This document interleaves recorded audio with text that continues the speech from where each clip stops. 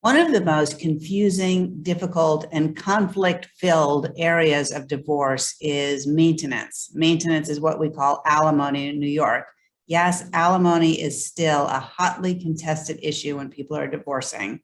I'm Catherine Miller, and I've been a divorce attorney in New York for over 30 years. And, really, it boils down to three simple questions and some not so simple answers.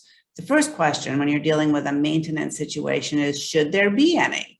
And it comes down, sometimes people think it comes down to a right. Well, I've been married to this person for such a long time, and aren't I entitled to get alimony or maintenance? And that's not really how it works. It's really based on need. So does someone have a need for maintenance? Do they not have enough income to cover their expenses?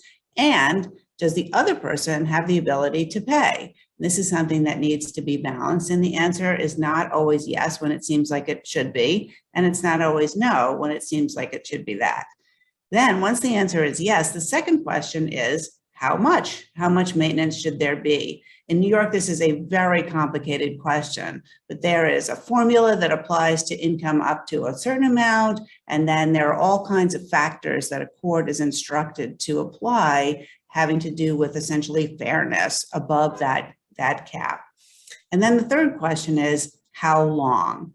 In New York, we have relatively recently put into place some advisory guidelines for a court that start at 50% of the time of the marriage for a marriage of 20 years or more, and then go down from that.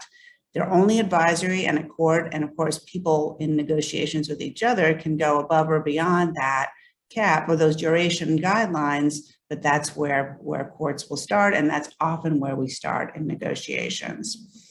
This is one of numerous complicated, difficult, and overwhelming issues that people face when they're facing divorce. And we've put together a guide, people sizing divorce legal concepts, that might be really useful for you. And if you give me your information and the link below, I'd be happy to send it over. Thanks for listening.